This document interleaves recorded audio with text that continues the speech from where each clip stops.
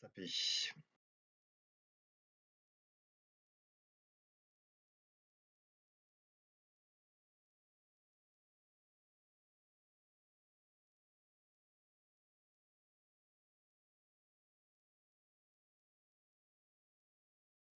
Utilisation, la structure de la fiche article permet de gérer des stocks d'un article en valeur au niveau division ou société et en quantité jusqu'au niveau magasin.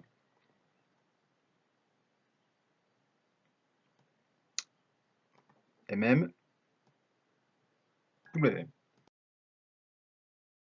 Dans certains cas, il peut être nécessaire de créer des subdivisions supplémentaires pour un article donné et gérer les lots obtenus.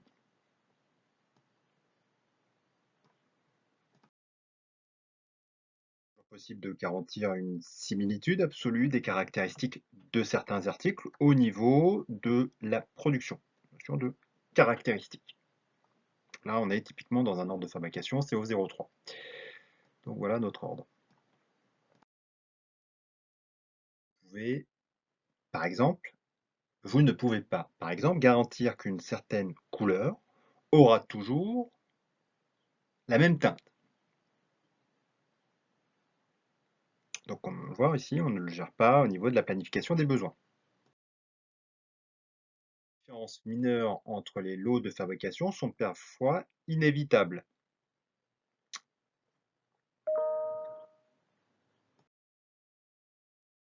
Conséquent, vous devez être en mesure d'identifier de façon unique les lots de fabrication d'un même article et les gérer séparément dans l'inventaire. Dans la création d'un bloc d'inventaire, on fait la MI0. Tels que les produits pharmaceutiques, qui exigent une identification aussi précise, sont identifiés et gérés en stock non seulement d'après leur numéro d'article, mais aussi d'après leur numéro de lot, mais aussi par leur classification. Permet de gérer sous forme d'entités distinctes tous les lots de fabrication, qu'ils proviennent de la fabrication interne ou de fournisseurs. Donc, planification des besoins ou achat. Elle peut par ailleurs être complétée par la gestion de l'état des lots. Donc, là, on se trouve dans ce menu-là. Fonctionnalité. Article géré par lot. Pour pouvoir gérer les lots d'un article en stock dans une division, vous devez d'abord spécifier dans la fiche article que l'article doit être géré par lot.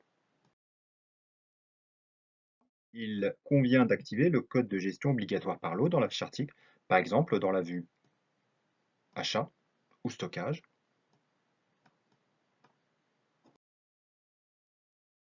Toujours dans les fonctionnalités, niveau d'attribution des articles est géré par lot.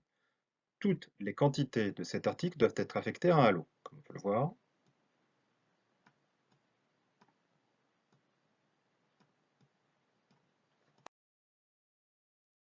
Lot d'un article identifié à l'aide d'un numéro de lot unique sous lequel il est géré.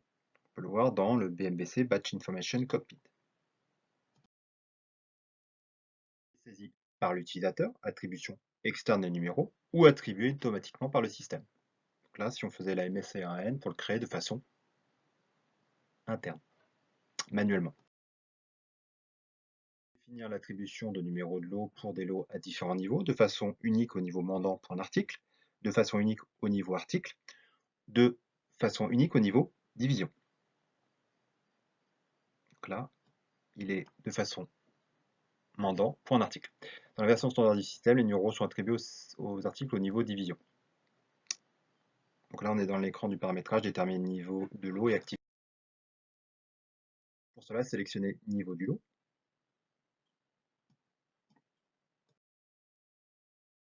Et ça se trouve dans le chemin IMG suivant.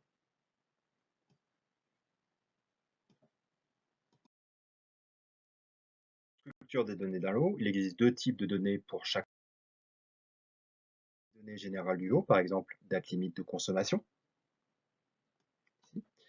date de la dernière entrée de marchandises,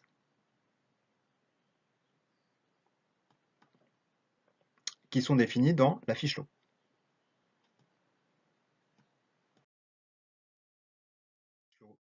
s'applique à tous les magasins contenant le lot, donc à l'intérieur de la division. Aucun stock n'est géré à ce niveau, MSC3N, donc on ne voit pas cette information-là, on voit juste les données articles. Et relatives au stock qui sont gérées séparément pour chaque magasin contenant le lot. Comme on peut le voir, les informations, donc le lot géré au niveau du magasin.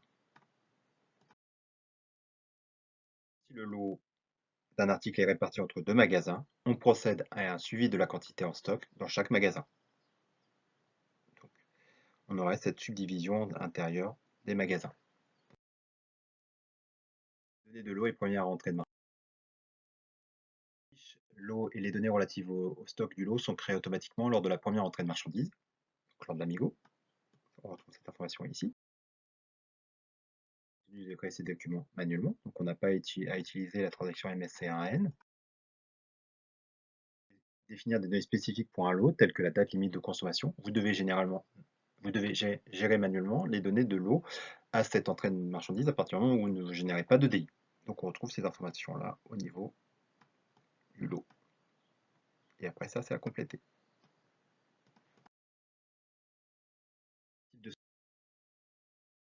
Les stocks suivants sont générés séparément au niveau de gestion du lot, stock à utilisation libre, non libre, en contrôle qualité, bloqué, en transfert, stock de retour bloqué, qu'on peut voir via la MB5.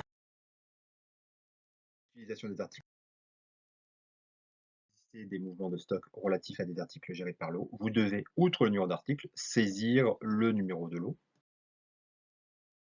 Si vous ne connaissez pas ce numéro, vous pouvez rechercher le lot à l'aide des caractéristiques requises via le Batch Cockpit BMBC.